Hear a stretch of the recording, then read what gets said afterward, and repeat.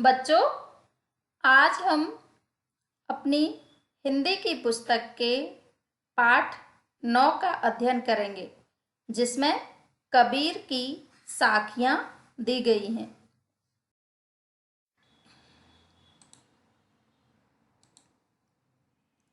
तो सबसे पहले हम पाठ का आदर्श गायन करेंगे और उसके साथ साथ साखियों का भावार्थ भी समझेंगे। तो देखिए, पहली साखी, जाति न पूछो साध की, पूछ लीजिए ज्ञान, मोल करो तरवार का, पड़ा रहन दो म्यान। संदर्भ व प्रसंग। देखिए, प्रस्तुत साखी हमारी पाठ्य पुस्तक वसंत में संकलित कबीर की साखियां नामक पाठ से ली गई है। इसके रचयिता संत कबीरदास है।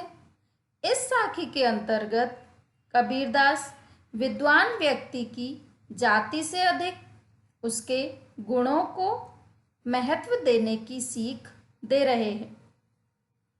इसका भावार्थ,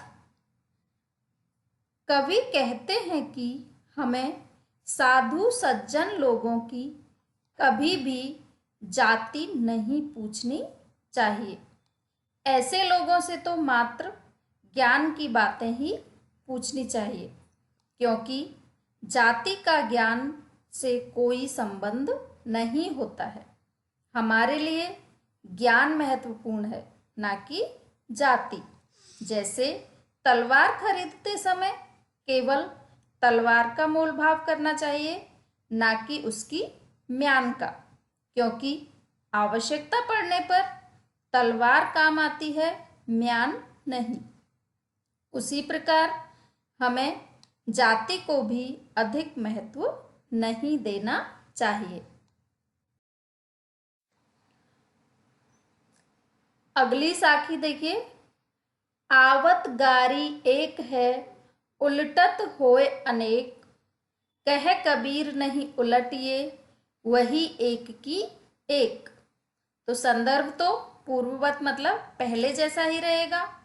प्रसंग, इस साखी में कबीरदास ने किसी के द्वारा दी गई गाली, गाली मतलब अपशब्द, का जवाब गाली से ना देने की सलाह दी है।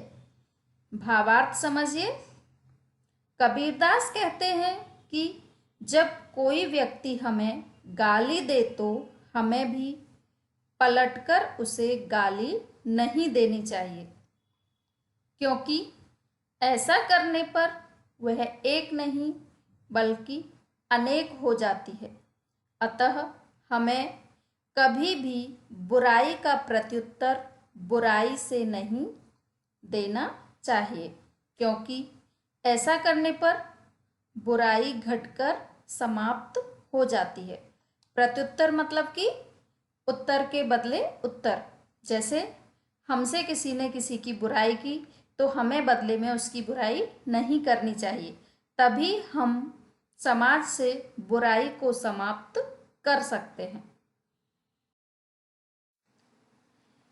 नेक्स्ट पद देखिए, माला तो कर में फिरे, जीभ फिरे मुख माही, मनुवा तो दहु दिस फिरे, यह तो सुमिरन नाही। संदर्भ पूर्ववत।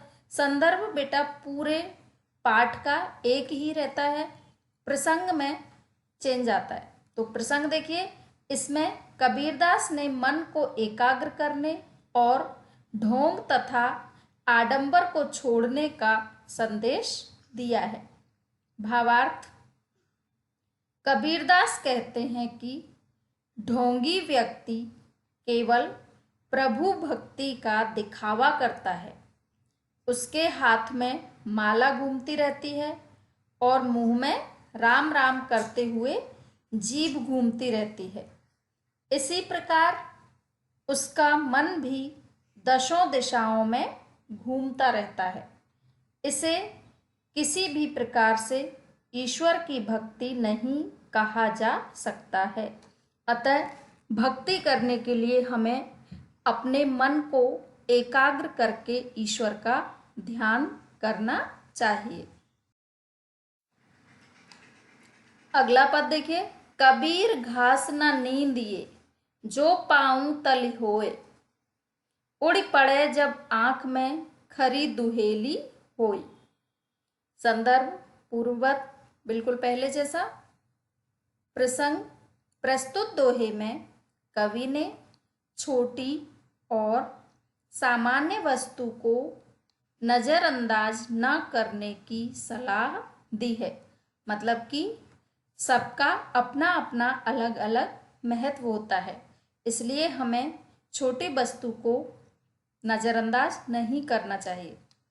भावार्थ, कबीरदास जी कहते हैं कि मनुष्य को कभी पांव के तले उगने वाली घास को निर्बल या कमजोर नहीं समझना चाहिए।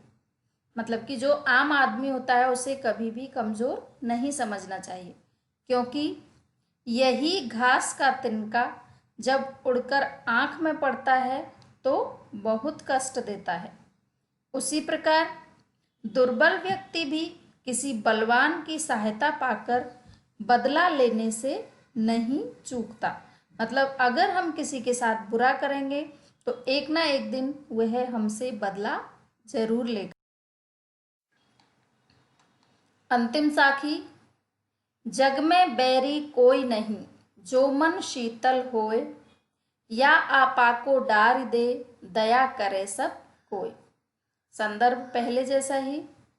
प्रसंग, प्रस्तुत साखी में कबीरदास जी ने अहंकार का त्याग करने का उपदेश दिया है और बताया है कि इस संसार में हमारा दुश्मन कोई नहीं है।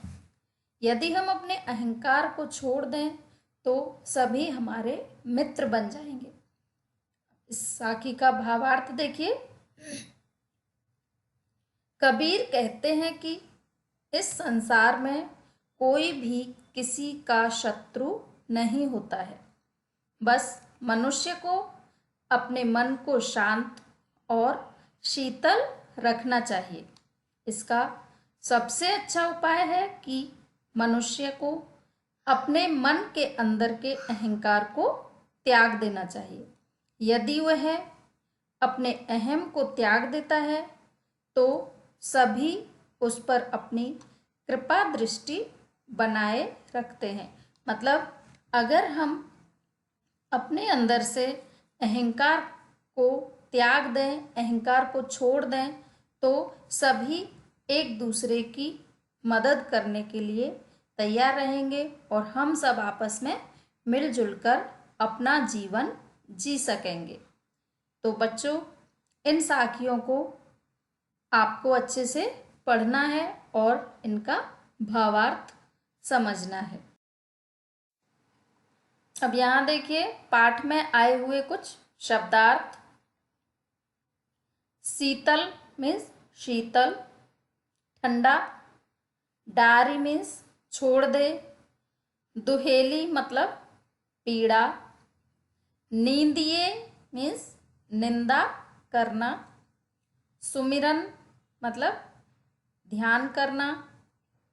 माही मीन्स मैं। घास मीन्स तिनका, और यहाँ इसका भावार्थ है साधारण व्यक्ति। आपा मीन्स अहंकार। कोय मीन्स कोई। खरी मीन्स बहुत। तली मीन्स नीचे। साध मीन्स साधु या सज्जन लोग। और दहु मीन्स दशों। तो इन सभी शब्दार्थ को आपको याद करना है, इससे आपको भावार्थ समझने में आसानी होगी। अब देखिए पाठ में आए कुछ प्रश्न उत्तर। नंबर 1, साधु की महानता का पता किस बात से चलता है? आंसर है साधु की महानता का पता उसके ज्ञान से चलता है। नेक्स्ट क्वेश्चन, गाली देने वाले के साथ कैसा व्यवहार करना चाहिए? आंसर है गाली देने वाले के साथ मौन रहने का व्यवहार करना चाहिए या उसको शांति से समझाकर सही राह पर लाना चाहिए। अगला प्रश्न है, ढोंगी और आडंबरपूर्ण व्यक्ति किस प्रकार की भक्ति करता है? आंसर, ढोंगी व्यक्ति ईश्वर भक्ति का दिखावा हाथ में माला फेरकर और मुंह में राम राम का उच्चारण करके करता है। अगला प्रश्न देखिए, कबीर ने सुमिरन किसे नहीं माना है? आंसर है, कबीर के अनुसार जिस स्मरण में मन, वचन और कर्म की एकाग्रता नहीं होती है वह स्मरण नहीं, केवल दिखावा है। अगला प्रश्न, घास का तिनका कब कष्टदायी हो सकता है? आंसर, घास का तिनका जब हवा से उड़कर आंख में गिर जाता है तो बहुत कष्टदायी होता है। नेक्स्ट क्वेश्चन, कबीरदास ने मनुष्य को किसका त्याग करने के लिए कहा है? आंसर है, कबीरदास ने मनुष्य को अहंकार का त्याग करने के लिए कहा है। तो इन सभी प्रश्नों के उत्तर आपको याद करने हैं। नेक्स्ट क्वेश्चन, अहंकार का त्याग करने पर क्या हो सकता है? आंसर है, यदि मनुष्य अहंकार का त्याग कर देता है तो सभी उससे प्रेम करते हैं। इस संसार में उसका कोई भी शत्रु नहीं होता है। सभी उसके सुख दुख में मदद करने के लिए तैयार रहते हैं। अगला प्रश्न देखिए, कबीर के दोहों को साखी क्यों कहा जाता है? आंसर है, कबीर के दोहों को साखी इसलिए कहा जाता है क्योंकि साखी शब्द साक्षी का तद्भव रूप है, जिसका अर्थ है प्रमाण या आंखों देखा। कबीर ने इस दुनिया में सब सुना, देखा और सहा तथा अपने अनुभव को दोहों के रूप में लिखा। कबीर का हर दोहा अपने आप में ज्ञान का कोश है जो मनुष्य को कुछ ना कुछ शिक्षा देता है। इसलिए कबीर के दोहों को साखी कहा जाता है। Thank you and have a nice day.